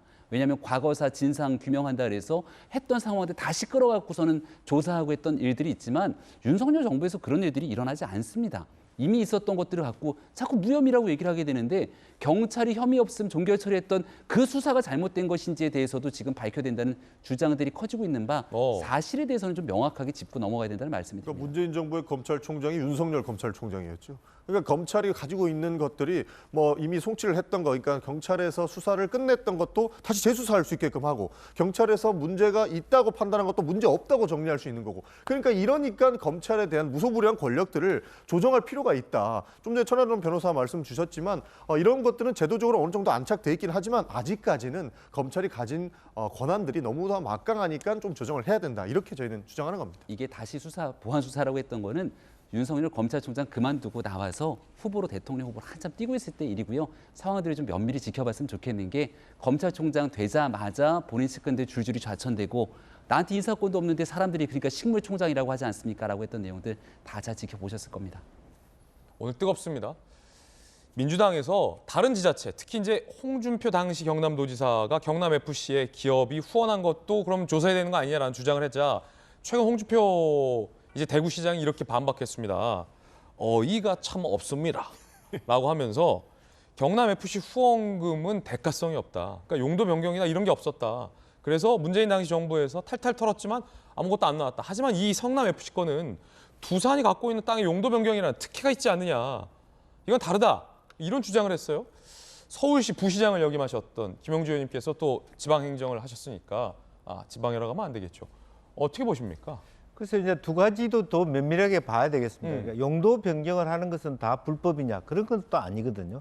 이컨대 뭐 병원 부지를 했는데 상당수 오래 기간 동안 아무 병원도 들어오지 않았을 경우에 그럼 병원이 들어올 때까지 수십 년 둬야 될 거냐 그것도 아니기 때문에 실제로 그 부분과 이 부분이 물론 이제 대가성이 있어 보이죠. 서로 간에 공문까지 미리 보냈으면 이걸 허락해 주면 내가 이만큼 하겠다. 그런데 그거 자체가 사실은 그동안에 있었던 것은 다른 것은 다 시설을 통해서 말하자면 그 지역 주민들에게 돌려주거든요. 이번에는 시설이 아니라 어떤 구단을 위해서 했다는 것이 법제도적인 말하자면 2018년 이전이냐 이후에 따라 그전에는 모든 것을 시설로만 현물로 줄 수 없는 부분이 있었기 때문에 지금 그것을 잘 들여다볼 필요가 있겠습니다. 그래서 다만 이제 대가성의 문제도 어떤 면에서는 사실은 그렇긴 해요. 두산이라는 기업이 자기가 야구단도 갖고 있는데 굳이 성남의 축구단에 상당히 많은 후원을 해야 되느냐. 그건 정합성이 없어요. 그렇지만 실제적으로 그 지역 주민들이 원한다라면 구단에 줄 수 있다 이렇게 쉽게 판단할 수 있는데 그것은 법리적인 또 시점의 법 개정의 전후에 따라서 구분해 볼 필요 있겠다. 그렇게 생각이 듭니다. 그렇군요. 정영학 회계사 맞죠? 천화동인 1호의 주인은 이재명 대표다. 라고 주장을 했다고 합니다. 정영학 회계사, 최근 검찰 조사에서 기존 입장을 번복했다. 2020년 2월부터 천화동인 1호 지분에 이 대표 측 지분이 포함됐다는 사실을 김만배에게 알고 있었다라고 진술을 했다라는 서울신문 보도 내용입니다. 김만배를 제외한 대장동 관계자 모두 이렇게 되면 천화동인 1호의 주목은 이재명 측이다라고 지목을 했습니다. 그렇군요. 남욱, 유동규, 정영학, 대장동 일당 4인방 중 김만배 씨를 제외한 3인방은 모두 천화동 1호의 주인은 이재명 대표 측이다라고 지목을 하게 된 셈이다라는 서울신문 보도 내용입니다. 검찰에 하드디스크를 제출했다고 합니다. 천화동 7호 지분 관계 기록, 천화동 1호 지분권자만 빈칸으로 되어 있다라는 보도 내용도 나오고 있습니다. 천하람 변호사 어떻게 보십니까? 네, 이게 지금 이제 뭐 민주당에서는 계속 김만배가 부인하면 이거 다 증거 능력 없는 거 아니냐라고 하는데 그렇지 않습니다. 그러니까 김만배한테 들었다라는 부분은 일부 증거 능력이 제한될 수 있을지 모르겠지만 지금 보시면은요 관련한 증거들이 나오거든요. 하드디스크에 1호만 빈칸으로 되어 있다라든지 아니면 김만배한테 직접 들은 게 아니라 예를 들면 자기들끼리 공유하고 있던 정보 같은 것들도 다 독립적인 증거가 됩니다. 그래가지고 이건 이제 굉장히 쉽지 않은 상황으로 가는 거고요. 저는 김만배 씨가 전 재판에 있어서도 최근에 저는 가장 마이너스가 되는 부분이 그 극단적인 선택을 시도했었는데 뭐 알고 보니까 멀쩡하게 걸어다니더라 이런 부분들 있지 않습니까? 이런 게 사실 굉장히 마이너스가 되거든요. 결국은 수사를 뭐 딜레이 시키고 피해가고 하기 위해서 어쩌면 이런 굉장히 자기적인 어떤 행동을 했다라는 게 앞으로도 굉장히 안 좋아지고 저런 식으로 대장동 일당들이 정확하게 뭐 당시 있었던 상황을 모두가 얘기한다라고 하면 재판 과정에서 김만배 씨도 끝까지 부인하기만은 어려울 겁니다. 부인하더라도 저는 저 정도 상황이라면 법원에서도 충분히 이거는 지분 상황에 대해서 이재명 측 지분이라는 걸 할 수 있기 때문에 저는 오히려 이쯤 되면 관전 포인트는 김만배가 태도를 바꿀 거냐 정도일 거라고 보고 설령 안 바꾸더라도 저는 이게 이재명 측 지분이라고 인정하는데 별로 무리가 없을 것 같다 이렇게 예상합니다. 어제 요 사진 저희 보도해드렸는데 다시 보시죠. 최근에 김만배 씨가 응급실에 들것에 실려서 들어갔는데 2시간 만에 젠걸음으로 주위를 살피면서 차 타고 나오더라, 멀쩡히 나오더라 이런 것들이 그러니까 천하람 변호사의 주장대로라면 재판부에서 볼 때 김만배 씨의 진정성이 좀 떨어진다. 재판을 회피하려고 자꾸 이런 걸 하는 거 아니냐라고 받아들여질 경우 천화동인 1호와 관련해서도 남은 3사람의 주장에 더 신빙성이 기울 수 있다. 이런 겁니까? 그럼요. 당연히 지금 아까 우리 봤지 않습니까? 유동규의 태도와 김만배의 태도를 한번 비교해서 보십시오. 유동규 같은 경우는 굉장히 당당합니다. 뭐 거침없이 얘기하고 법원에서도 거침없이 진술하죠. 근데 김만배 씨 같은 경우는 지금 재판이 진행 중인 상황이에요. 진행 중인 상황인데 어떻게든 재판을 연기해 보려고 저런 식으로 되도 않은 행동을 하고 있단 말입니다. 그럼 재판부에서 진술의 신빙성을 판단할 때 유동규의 말에 좀 더 무게가 실리겠습니까? 저런 행동을 하는 김만배의 말에 무게가 실리겠습니까? 대답은 자명한 거죠. 저는 점점 김만배 씨가 스스로를 궁지에 모는 지금 형태로 가고 있다. 그렇게 보입니다. 물론 이제 김만배 씨가 아파서 들어갔다가 짧은 시간 만에 회복해서 빨리 나왔을 수도 있습니다. 자, 어쨌든 오늘 이 의견 치열한데 천하람 변호사. 정영학 회계사도 천화동의 1호는 이재명 거다라고 얘기한 게 이거 주요한 증거다. 저는 대장동 일당들이 그냥 똑바로 좀 얘기했으면 좋겠습니다. 그러니까 이재명 측 누구요? 지금 측근들 이미 다 나오지 않았습니까? 정진상, 김용 다 구속돼 있습니다. 그 사람들을 통해서 이재명 대표한테 돈을 갖다 줬다는 거 아닙니까? 그러면 이재명 측이라고 얘기하지 말고 이재명 측 누구한테 갖다 줬는지 얘기하면 되는 겁니다. 이게 정진상의 지분이다, 김용의 지분이다, 아니면 진짜 이재명의 지분이다. 명확하게 떨어지게끔 얘기만 해줬어도 이거는 엄청난 증거 능력이 있는 거고 실제로 이재명 대표가 재판에 나올 수 있는 근거도 되는 거예요. 근데 그런 걸 하나도 얘기 안 하고 그거 이재명 측 거예요. 라고 많은 분들이 이야기하고 있지 않습니까? 그러니까 김만배 씨 빼고 정영학 회계사부터 시작을 해서 유동규 씨 다 지금 이재명 측 거다라고 예측만 하고 있는 거지 정확하게 누구한테 좋은지를 얘기하고 있지 못합니다. 그런 측면에서 봐도 이거는 이재명한테 그냥 덮어 씌우려고 그냥 저쪽에 밀면은 내 형량이 줄어든다라고 밖에 보이지 않는 이유도 저는 이거 하나라고 봐요. 말을 명확하게 이재명 측 누구 건지를 설명하고 실제로 이재명 대표 거다라고 하면 이재명 대표 거다라고 주장하시면 됩니다. 이게 만약에 거짓으로 밝혀졌을 때 그 책임은 본인들이 지시면 되는 거고요. 저는 그렇게 봅니다. 전윤기 의원의 반박도 들어봤습니다. 두 번째 이야기 오늘 뜨겁게 전해드렸습니다. 뜨거운 소식들 3가지 더 있습니다. 다음 순서인데요. 저희들이 엄선을 했습니다. 첫 번째 소식부터 공개합니다. 택시기사를 살해하고 집주인도 살해하고 전 여친이라고 주장하며 살해한 택시기사 시신을 집 장롱에 은닉하고 있었던 30대 초반 31살의 이기영의 얼굴입니다. 경찰이 신상을 공개했습니다. 이기영, 이름 이기영. 살해 후 시신을 유기 등 잔인한 범행 수법, 피의자 거주지에서 발견한 증거, 피해자들의 카드 사용 내용 등등 계획 범죄가 의심된다라며 경찰은 신상을 공개하기로 결정했습니다. 이기영입니다. 휴대전화를 여러 개 사용하며 메신저에는 이형택이라는 가명을 사용한 것으로 확인됐습니다. 31살 이기영의 신상을 잘 봐주시기 바라겠습니다.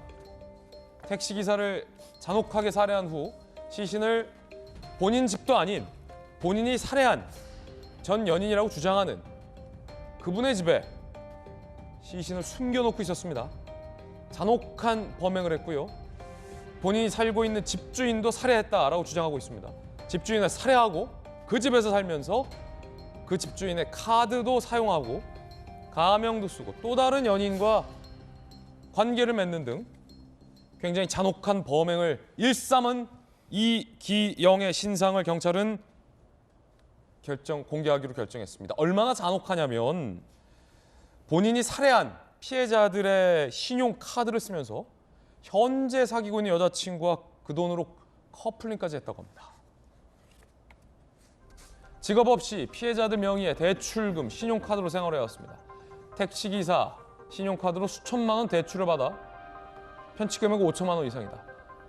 전 여자친구로 추정되는 사람의 아파트에 살면서 현 여자친구와 개당 600만 원의 커플링 2개, 총 1,200만 원의 커플링을 했다. 이 택시기사 카드로 대출받아 구매했다고 합니다. 이거는 김병민 비대위원이 굉장히 잔혹한 게 일말의 죄의식이 없다는 거거든요. 네. 본인이 과연 저는 우발적으로 살해했을까라는 의심도 드는 게 죄의식이 없어요. 우발적인 살해라면 홧김에 순식간에 나도 모르게 살해되면 굉장히 죄의식에 시달리게 되는데 이 이기영 같은 경우는 죄의식이라는 게 없습니다. 죽이고 시신을 숨기고 시신이 있는 집에서 계속 먹고 자고 생활을 하면서 그분의 명의와 그분의 신용카드 대출까지 받아서 그걸로 1,200만 원의 커플링을 만들어서 여자친구가 끼면서 즐기고 있다. 제정신이 아닙니다, 이건. 뭐 잔혹한 연쇄 살인마, 사이코패스 검사를 한다고 하는 것 같은데 상식적으로 도저히 이해할 수가 없는 건 사람을 죽이고 그 시신을 집에 있는 옷장에 숨겨놔요. 그리고 여자친구를 데려와서 그 집에서 같이 지냅니다. 이게 일어날 수가 없는 일들을 보여주고 있는 태도 아닙니까? 특히나 저 택시기사에 대한 사례는 이건 누가 봐도 우발적 범행이라고 볼 수가 없는 상태 속에서 집으로 유인하고 유인한 뒤에 이제 둔기 등을 사용해서 살해를 했다고 하는데 결과적으로 본인이 사람을 죽이는 것에 대한 일말의 죄의식이 없는 것처럼 보이고 세상이 발칵 뒤집혀지게 된 것은 그 안에서 시신이 발견되고 난 뒤에 보니까 새로운 연쇄살인에 대한 정황들이 드러나고 아직 시신을 못 찾은 상태인 것 같습니다. 추가적인 범행은 없는지에 대해서 이제 본인은 입을 다물고 있는 건데 이 정도의 잔혹한 상황이라면 또 다른 누군가의 피해자가 지금 어딘가에 있을지 모른다라고 하는 두려움들이 있는 거잖아요. 그리고 저 시신을 발견하게 된 경위도 너무나 충격적인데 지금 같이 있는 여자친구가 이제 고양이 사료를 찾으려고 이곳저곳을 찾다가 옷장을 열었는데 거기서 시신이 나왔으니 그 현 여자친구가 받게 되는 충격은 또 얼마나 컸겠습니까? 이 상황이 만약 밝혀지지 않고 그대로 갔다면 또 다른 제2, 제3의 피해자가 나올 수 있는 가능성들을 배제할 수가 없었는데 어떤 상황이든지 간에 지금 수사당국이 총력을 기울여서 시신도 찾으려고 노력하고 있고 여기에 대한 추가 범행의 피해자는 없는지 등에 대해서도 명백한 진실을 좀 밝힐 필요가 있어 보입니다. 굉장히 끔찍한 얘기입니다. 지금 사귀고 있는 여자친구가 장롱을 열었는데 거기에 시신이 있었다라면 맨정신인 사람들은 그 순간의 충격을 견디기가 힘들었을 텐데 이수정 교수, 사이코패스다라고 분석을 한 것 같아요. 들어보시죠. 상당히 사이코패스적인 성격이 있다고 보여요. 옷장 안에 시신을 넣어두고 여성을 초청한다는 게 말이 안 되는 거고, 자질적으로 보면 해당 사항이 있어 보이는데 사이코패스 체크리스트에서 점수가 많이 나오지는 않을 것 같은 게 이 사람이 놀랍게도 이 전과가 많지가 않아요. 나이가 어려서이기도 하나 그러다 보니까 전과가 많지 않아서 점수가 그렇게 25점이 넘어가는 그 정도로 높은 점수가 나올 것 같지는 않다.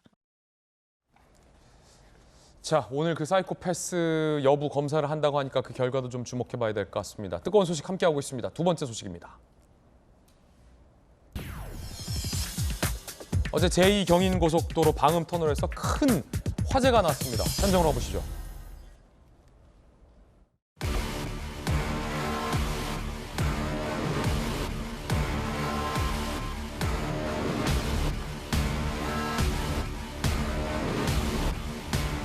불길도 세지고 하니까 사람들이 좀 더 차도 버리고 뒤로 후진하면서 전부 다 사고도 많이 나고 애기랑 강아지 안고 이렇게 피하는 분들도 많았습니다. 한 1, 2분 사이로 물이 확 번지면서 갑자기 펑펑펑펑 소리가 나더라고요. 이게 삽시간에 그 왼쪽 부규형 IC 그 게이트 있는 방향 쪽으로 계속 검은 연기랑 그 빨간 그게 되게 속도가 되게 빨리빨리 진행이 됐어요.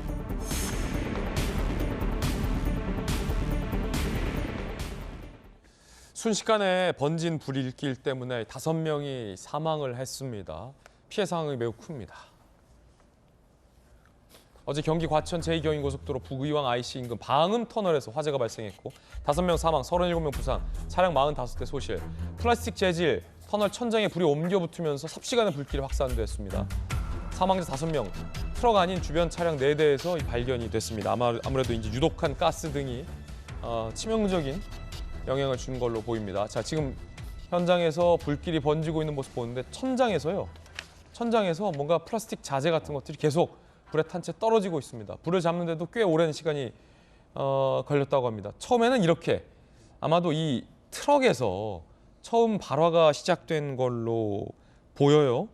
그런데 이게 방음 터널에 플라스틱 자재와 맞붙어서 이렇게 정말 순식간에 큰 피해로 이어졌는데 천하람 변호사님, 방음 터널이다 보니까 시끄러운 차량의 소리가 밖으로 안 새 나가는 데에 중점을 둔 것 같은데 불에 이렇게 취약하다는 사실을 우리가 처음 깨달았군요. 사실 그렇습니다. 그러니까 저도 저 길을 종종 다니고 했던 길이라서 굉장히 충격적이네요. 예. 이게 저 지금 쓰고 있는 플라스틱들이 일반적으로 저희가 일상생활에 쓰는 플라스틱보다는 조금 더 녹는 점이 높다라고는 합니다. 이게 뭐 폴리카보네이트 같은 경우는 450도고 뭐 폴리메탈크릴산 메틸 같은 경우는 뭐 250도 이런 정도 된다는데 지금 저런 상황 같은 경우에는 250도 사실 금방 넘는 것이거든요. 그러다 보니까 이게 상대적으로는 그래도 좀 뭐 불에 강한 재질이라 하더라도 역시나 플라스틱이라는 한계를 극복할 수는 없다. 게다가 한번 그 불 붙는 점을 넘어가지고 불이 붙게 되면은 저런 식으로 보시듯이 어마어마하게 번지거든요. 지금 보면은 불이 번진 곳에는 그 철제 딱 그 어떤 골격만 남아 있는 정도의 상황입니다. 그래서 저희가 뭐 참 플라스틱 소재에게 방음을 위해서 아예 안 쓸 수는 없겠지만 앞으로 조금 더 이런 난연 소재 이런 개발과 채택에 더 노력을 기울여야겠다 이런 것들이 지금 보여지는 그런 상황입니다. 예, 안타까운 사망 소식까지 전해지고 있어서 아마 많은 분들이 좀 놀라셨을 것 같습니다. 자, 뜨거운 소식 함께하고 있습니다. 이번에 3번째 소식 공개하겠습니다. 라임의 전주인 김봉현이 국내에서 48일 만에 검거됐습니다. 전자장비를 끊고 도망한 지, 잠적한 지 48일 만에 밀항이 아닌 국내에서 잡힌 겁니다. 라임 사태 핵심 전주 김봉현, 결심 공판 직전에 위치 추적 장치를 끊고 도주했죠. 주변 친족들의 도움을 받아서 잠적했어요. 검거 전담팀을 검찰이 구성했고 50회 이상 압수수색 영장을 집행했습니다. 100여 명 이상의 통신 내용을 분석해서 도주 경로 CCTV를 일일이 확인을 했습니다. 어제 경기 화성 소재 동탄 아파트에서 48일 만에 검거가 됐다고 합니다. 자, 이 김봉현을 검거한 데 혁혁한 공을 세운 수사팀 차장검사의 이야기 들어보시죠. 오늘 15시 57분경 화성시 소재 아파트에서 은신하고 있던 라임 사건 주범 김봉현을 검거하여 서울 남부구치소로 방금 전 신병 인계하여 수감토록 하였습니다. 검거 과정에서 베란다 창문을 통해 탈출을 시도하는 등 상당한 소동이 발생하기도 하였습니다. 철야 잠복과 현장 탐문 수사 등을 병행하면서 여러 단서와 물적 증거들을 종합하여 끈질기게 추적한 끝에 직접 검거하게 된 것입니다. 남부지검 2차장검사 허정 차장검사의 이야기였는데 김용주 의원님, 요거 수사 잘했어요.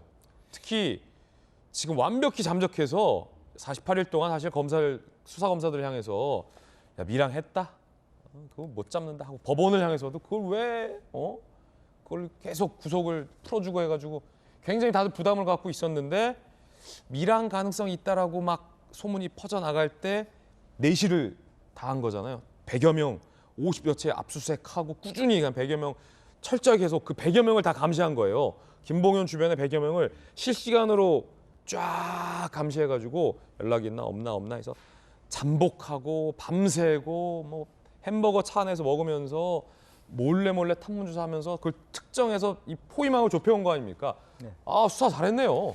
그렇습니다. 팔당대교 인근에서 사라졌는데 사실은 화성이 사실 서울시만큼 큰 동네예요. 네. 그리고 바다가 있는 동네입니다. 아, 그래요?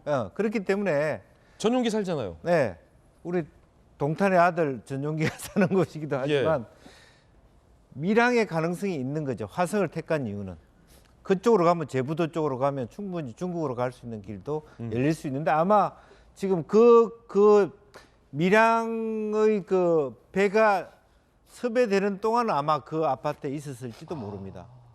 실제로 평생 숨어 살 수 있다고 볼 수는 없기 때문에 이제 그런 측면에서 실제적으로 도주를 도와준 사람들을 철저하게 체크하고 통신 기록까지 포함해서 아마 수사망을 좁혀갖고 그것이 정말 본인도 화들짝 놀랄 정도로 그렇게 어떤 수사를 아주 잘했네요. 동탄이 굉장히 넓다, 화성이. 네. 전민기 의원 사는 동네랑 가깝습니까? 동탄이 제가 사는 동네이긴 한데요. 동탄은 조금 떨어져 있고 사실 화성의 면적은 굉장히 큽니다. 그래서 뭐 방금 김영주 의원님 말씀해주신 것처럼 뭐 충분히 그런 뭐 의도가 있지 않았을까 추정이 가능한 대목이기도 합니다. 바닷가도 있고 해서 그렇군요. 그러면 검거 당시의 상황이 어땠는지에 대해서도 이 수사 검사들이 상세히 묘사를 하고 있습니다. 굉장히 긴박했습니다. 검거 당시 40판에 붙잡을 당시 동탄 아파트에서 무슨 일이 있었는지 함께 보시죠. 김봉현 검거 당시 검사가 체포 확인서에 사인하라. 볼펜을 건네자 후다닥 아파트 9층 베란다에서 뛰어넘으려는 시도. 9층에서 뛰면요 죽어요. 그런 시도를 합니까? 붙잡으니까 욕설을 하면서 강하게 저항을 했다. 검찰 관계자. 탈출을 했던 건지 극단적 선택하려 했던 건지 아니면 쇼인지 알 수 없다. 본인도 잡힌 게 분했던 것 같다. 라는 대목이 나오는데 요거를 보면 김병현 비대위원님, 김봉현이 내가 붙잡히리라는 상상도 못하고 있었던 때에 잠옷 차림이라고요? 무방비한 상태로 9층에서 아파트에 편하게 이렇게 쉬고 있었을지도 몰라요. TV를 보고 있었다는 거 아닙니까? TV 보고 있었으니까 갑자기 검사들이 들이닥치니까 뭐야 욕하면서 괜히 아파트 베란다에서. 아니 어제까지만 해도 저 소식 접했을 때 밀항했던 거 아니었어? 라고 주변 사람들이 다 그랬거든요. 수사 잘했어요 이번에. 누워서 이렇게 TV 보면서 돌직구쇼에 나오는 모습들 보고 이제 뭐 밀항했다고 얘기를 하고 본인은 어떤 방식으로든지 간에 편안하게 이 도피 생활을 즐기려고 했던 것 같은데 검찰이 저런 방식으로 철저하게 수사에 대비해서 들이닥칠 거라고 상상이나 했겠습니까? 근데 우리가 잘 봐야 되는 건 저 김봉현 라임 사태 때문에 대한민국에 피눈물 흘리고 있는 엄청나게 많은 피해자분들이 계십니다. 그 김봉현에 대한 검거 검찰이 정말 잘했고 김봉현 하면 라임 사태를 통해서 정관계 로비 의혹 아직까지도 그 진실 규명 하나도 안 되고 있는 것 아닙니까? 이런 일들에 대해서 분명하게 김봉현에 대한 처벌과 함께 추가로 밝혀야 될 내용들이 많이 있는 것이고요. 저런 방식으로 극단적 선택이든 뭔가 더 도주를 하려고 했던 모습들이 여실히 드러나는데 여기에 대해 보석으로 풀어졌던 법원에 대해서 아직 국민적 분노가 다 사기지 않고 있는 상황입니다. 어떤 방식으로 지난 일들에 대한 책임들이 진행되고 있는지도 국민들이 똑똑히 지켜볼 거라고도 말씀드립니다. 천하람 변호사님, 쌍방울 김성태 전 회장은 언제 잡습니까? 이렇게 잘 잡는데. 그것도 열심히 하고 있겠죠. 근데 이게 아무래도 이게 국내에 있는 거랑 해외에 있는 거랑 좀 차이가 있을 겁니다. 왜냐하면 지금 이번에도 뭐 좀 더 봐야겠습니다만은 핵심적인 역할을 한 게 아마 통신 추적이었을 거거든요. 말씀하신 것처럼 주변 사람들이랑 소통을 아예 안 할 수는 없을 거니까 뭔가 지원이 있어야 될 거니까. 근데 해외에 있으면 이제 해외 통신사를 상대로 그런 걸 할 수는 없단 말입니다. 그렇다 보니까 조금 도피가 장기화되고 있는데 그럼에도 불구하고 우리 검찰이 어떤 해외 공조, 뭐 인터폴과의 공조 이런 부분 나름대로 꽤나 노하우와 경험이 있기 때문에 당연히 언젠가는 잡혀서 송화될 거다 그렇게 예상합니다. 왜냐하면 이게 통신 기록 못지않게 중요한 게 이 탐문이거든요. 탐문. 취재와 수사가 닮은 맞점이기도 한데 교차점이기도 한데 탐문입니다. 탐문. 주변인들에 대한 탐문. 꾸준히 탐문하다 보면 진실에 다가갈 수가 있거든요. 아마도 김성태 전 회장의 이 대략적인 소재지에 대해서도 수사당국이 어느 정도 파악하고 있지 않을까요? 그럴 수 있죠. 그럴 것 같아요. 저도 분명히 뭔가 성과가 있을 거라고 생각합니다. 지금 아마 작전을 설립하고 있거나 그런 중이지 않을까라는 추측도 해봅니다. 자, 뜨거운 소식 3가지 전해드렸습니다. 이번에 저희가 준비한 다음 이야기입니다. 주제 공개하죠. 내부 비난에 자신 성찰부터 해라라는 맞비난까지 나오고 있습니다. 국민의힘의 이 전당대회 신경전 과열되고 있습니다. 특히 전당대회 주자들 간에 이 뜨거운 신경전도 나오고 있고 약간 좀 거친 언사들도 나오고 있습니다. 먼저 유승민 전 의원의 이야기 들어보시죠. 이 전당대회가 윤심팔이 경쟁이 됐잖아요. 권모, 김모, 윤핵관들 자기들끼리 내가 윤심이다 그러고 싸우고 무슨 연대를 하든 자기들 마음대로 하는 거 다 좋은데요. 그럼 국민들이 얼마나 비웃겠습니까? 국민의힘 당대표는 그냥 윤석열 대통령의 아주 그냥 노예 하인 같은 사람이다. 당의 변화, 당의 갈 길을 상징하는 사람인데 그런 사람이 그냥 뭐 관저에 가서 밥 얻어먹고 대통령이 아무리 잘못해도 찍소리 한마디 못하고 국민들께서 그런 정당에 표를 주겠습니까? 노예 같은 정당 당대표, 노예 같은 여당 대표라는 표현을 썼습니다. 관사 가서 밥 얻어먹고 찍소리도 못한다. 관사 가서 밥 얻어먹은 전당대회 후보는 권성동, 김기현 두 분이거든요. 그러면 이게 다분히 유승민 전 의원 입장에서는 권성동 내지는 김기현 의원을 향해서 네가 되면 노예다. 이 말하고 있는 거 아닙니까? 참 저 답답하네요. 실제로 뭐 조수진 의원이 민주당에 팔고 싶어 하는 이유가 저렇게 나오고 있습니다만 실제적으로 과연 저것이 현명한 일일까? 그러니까 수위 조절이 좀 필요한 거 아닌가 그렇게 생각이 들고요. 똑같은 얘기를 하더라도 너무 뭐 말하자면 대통령의 국회라는 것이 말하자면 거수기 역할을 하는데 그치면 안 된다. 자기 목소리가 필요하다. 그것이 앞으로 윤석열 대통령이 2년, 3년 지나서 지지율이 더 빠졌을 때도 당이 살아나는 길이다. 조금 더 합리적인 논거를 통해서 그런 얘기를 할 필요가 있는데 나는 왜 밥 같이 안 먹어주나 이런 얘기일 수도 있고 또 그런 부분에 있어서는 한편으로 보면 그 원인은 또 김기현, 권성동 이 실제로 보면 이 두 분이 말하자면 당선 가능성이 많아지고 있는데 그걸 위해서 억지로 당헌 당규도 하고 심지어 결선 투표까지 만들지 않습니까? 이제 그럼에도 불구하고 그 두 분들이 뜨지 않으니까 저런 일들이 더욱더 강화되고 있는 것 같고요. 앞으로 뭐 친윤계의 후보 단일화, 그다음 비윤계 후보 단일화가 쟁점이 될 것처럼 보입니다. 친윤계와 비윤계끼리의 합종 연행. 네. 누가 단일화에 성공해내느냐가 지금 이제 관건이다. 윤상현 의원이 이미 그런 얘기를 하지 않습니까? 너 나오지 마라. 내가 하겠다.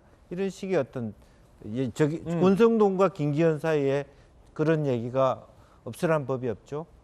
노예 같은 여당 대표 국민이 비웃는다라는 매우 거친 비판. 김기현 의원은 어떤 입장을 냈을까요? 아무리 선거 전략이라도 당원 동지를 막말 수준 비난하는 데만 몰두하고 있다. 왜 당을 같이 하고 있냐? 내부 비난전, 자신에 대한 깊은 성찰 선행돼야 한다. 라고 유승민 전 의원을 직격했습니다. 윤상현 의원, 선을 넘어도 너무 넘었다. 민주당 당대표 선거에 나온 분 같다. 당과 윤석열 정부 성공 위해서도 출마 접어라. 라고 또 강하게 맞비판을 하고 있습니다. 김병민 비대위원님, 지도부로서 보실 때 유승민 의원이 굉장히 거친 언사를 했고 또 김기현 의원이나 윤상현 의원도 또 발끈했습니다. 아예 윤상현 의원은 나오지 마라 뭐 이러고. 민주당에서도 노예 같은 표현을 쓰면서까지 상대 정당들을 비하하거나 비난하지는 않죠. 그러니까 발언에 대한 수위 뭐 이런 부분 속에서 굉장히 불편해하는 당원분들이 많이 있지 않을까 싶습니다. 특정한 사람에 대한 겨냥을 넘어서서 이거는 당 전체에 대한 모독적인 발언으로 표현될 수도 있다 이런 생각이 드는데요.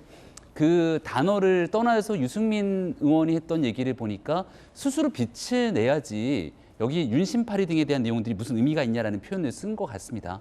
근데 그 내용들을 그대로 유승민 전 의원에게 돌려드리면 유승민 전 의원이 스스로 빛을 내고 있는 것이 아니라 누군가를 끊임없이 끌어내리는 방식으로 본인을 마케팅하는 것은 아닌지 이런 생각 지우기가 어렵습니다. 지금 나오게 되는 많은 얘기들은 윤석열 대통령과 정부 이런 데에 대한 비난을 제외하면 왜 유승민이라는 사람이 정치를 하는지를 국민들께 잘 소구려 있게 다가서지는 않습니다. 박근혜 전 대통령 때도 마찬가지가 아니었나 싶은데요.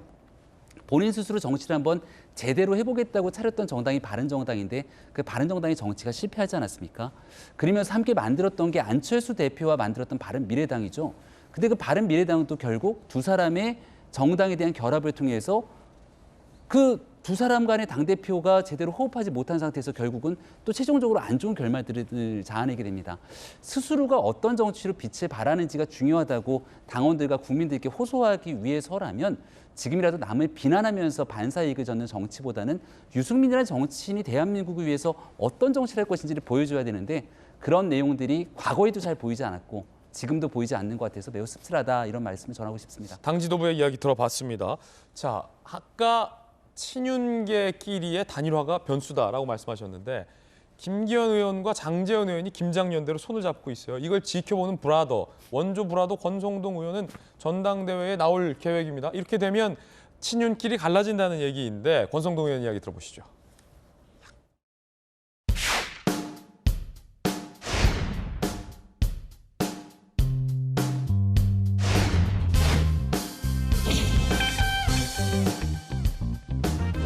우리가 이번 총선에서 다수당이 되어야 저는 정권 교체가 완성이 된다 이렇게 생각을 하고 있습니다. 여러분들 다 동의하시죠?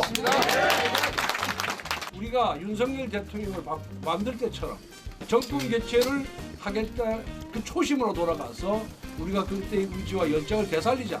신발끈을 동료매자. 우리 모두 하나 됩시다 여러분. 권성동 이건 아니고 우리는 윤석열에서 존재하니까 윤석열 외쳐봅시다. 윤석열